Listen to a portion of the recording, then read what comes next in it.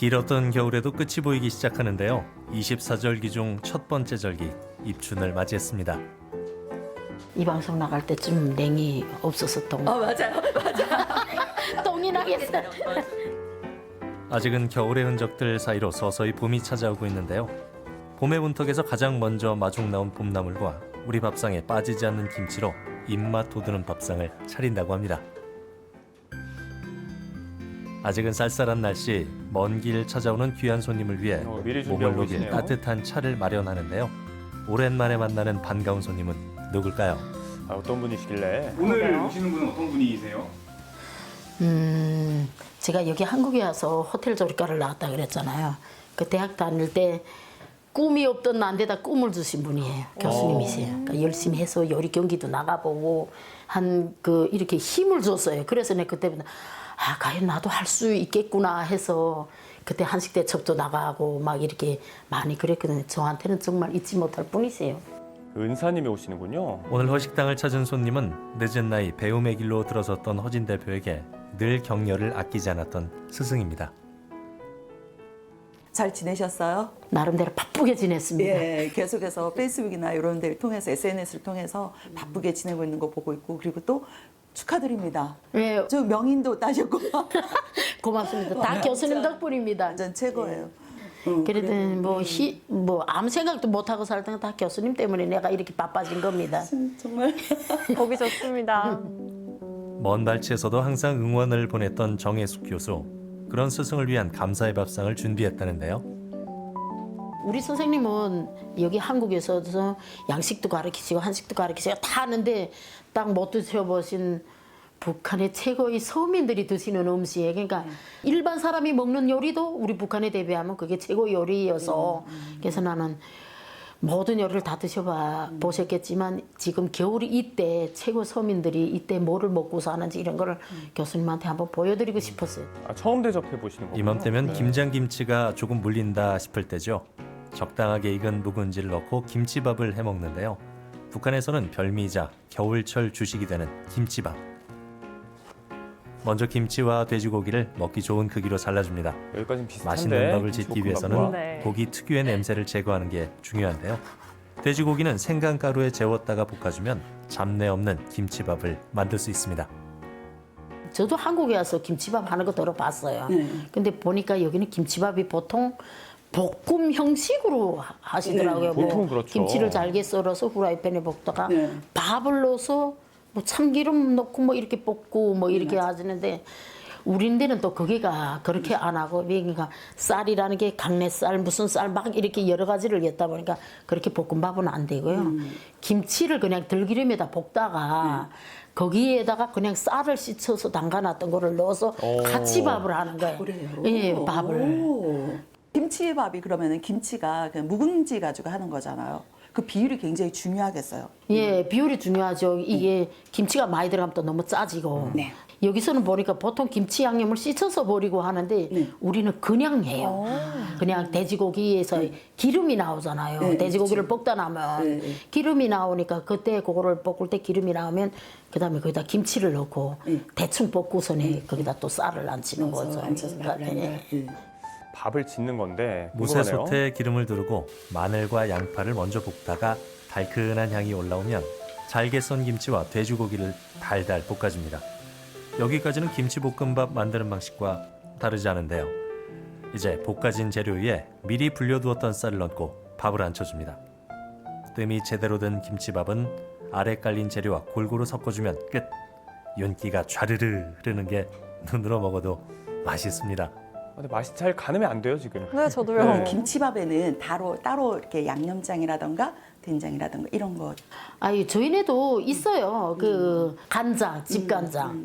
집간장에다 이렇게 물을 조금 타가지고 그렇게 해서 거기다 뭐 달래 나오는 철에는 달래를 넣고 하는데 저는 오늘 벌써 봄인가 봐요.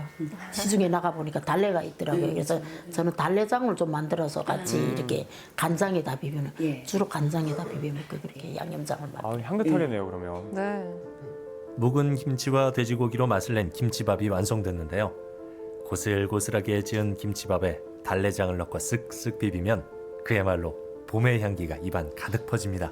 간을 하는 거군요. 재료를 넣고 먼저 볶아서 안친 김치밥은 느끼함은 줄고 고소함이 더해졌는데요. 안 먹어본 누가 건데 입에 왜 꿀을 침이 바른 고이는지 듯 모르겠어요. 계속 입맛을 당기는 것이 이것이 바로 꿀맛입니다. 김치를 우리가 볶아서 그 김치밥을 해 먹는다고 생각을 했는데 이렇게 직접 밥을 하니까 밥이 굉장히 부드러워요. 그리고 전혀 느끼하지도 않고 부담 왜냐면 없이 고기를 먹을 수 있을 것 볶아서 같아요. 느끼할 수도 있다라고 생각을 했는데 전혀 안 그래요. 역시 우리의 김치예요. 김치 때문에 그런 것 같아요. 저도 이거 꼭 해 먹어봐야겠어요. 부드럽게 술술 넘어가는 김치밥이지만 여기에 어울리는 국이 따로 있다고 하는데요. 우리 오늘 김치밥하고 예, 먹는 국은 그럼 우리 김치밥 하면 좀 간간할 것 같잖아요. 그러면 뭐 우리가 또 뭐 조선 사람 하면 국이잖아요. 그래서 국을 하는데 시장에 나가 보니까 마침 이렇게 봄나물이 있어서 내가 이게 사들여 왔는데 여기서는 보니까 교수님 이거를 이런 거를 잘라 가지고 콩가루를 여기다 버무리더라고요. 네. 근데 저희는 방법이 좀 달라요. 그래요?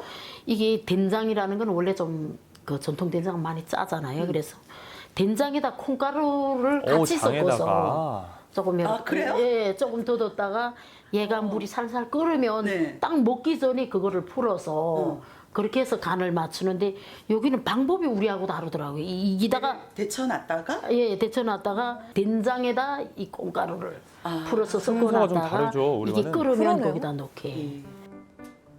자, 그럼 본격적으로 북한식 콩가루 냉이 된장국을 끓여볼까요? 먼저 된장을 떠서 물에 풀어주고 고소한 맛을 더해줄 콩가루와 들깨가루까지 첨가해 함께 섞어줍니다. 그리고 물이 보글보글 끓어오르면 냉이를 넣고 살짝 데쳐준다는 느낌으로 끓여주는데요.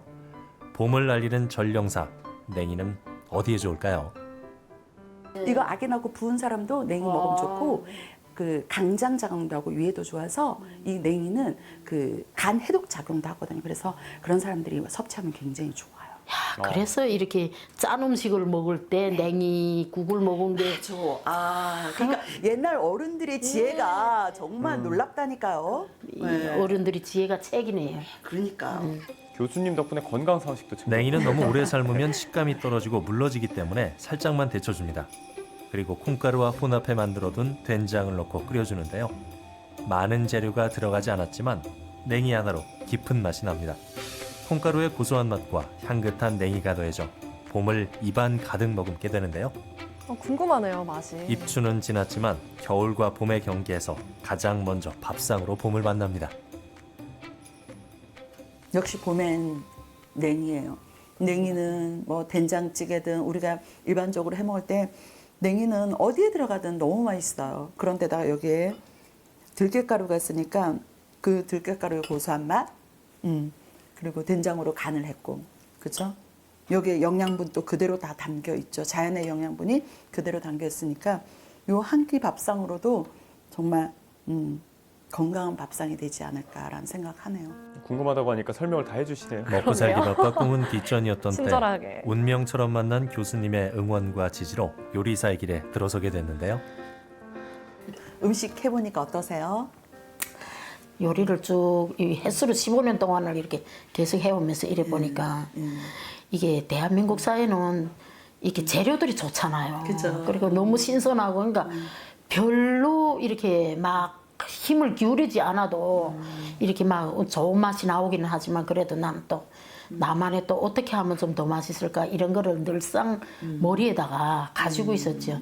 나는 저 사람들하고 다르다가 아니라 좀 다른 길을 왔는데 이게 과연 이 사람들한테 괜찮을까라는 그런 고민을 좀 하면서 했더니 별로 뭐 다 같은 조선 사람이어서 그런지는 모르겠는데 사람들이 특이하게 뭐 맛이 없다 소리는 안 하고 그래도 뭐 내가 만든 음식들 또 현재 뭐 내가 하고 있는 사업 된장들 이런 거를 그래도 사람들이 그렇게 뭐 거리감이 없이 받아주시고 그래서 지금 뭐 크게 요즘에 와서는 하루하루가 사는 게 너무 좋아요 또. 이방인이라는 꼬리표가 따라다녔지만 늘 열심히 노력하며 연구하는 허진 대표를 대견하게 여긴 정혜숙 교수님. 이제는 남한에서 당당하게 자리 잡은 제자의 모습이 자랑스럽기만 합니다. 오늘 너무너무 감사했어요. 지난번에도 그렇고 항상 우리 허진 씨는 저한테 굉장히 자랑스러운 제자입니다. 감사합니다. 늘 열심히 노력하는 제자가 되겠습니다. 훈훈합니다 아주. 귀여우세요. 추운 날씨 속에서 움트고 있던 모든 생명이 깨어나는 봄. 약동하는 이 계절, 이리저리 부딪히며 몸을 일으켜 따사로운 햇살을 맞이합니다. 우리가 봄을 기다린 이유겠죠. 다시 찾아온 봄날, 평화의 훈풍도 다시금 불어오길 기대해 봅니다.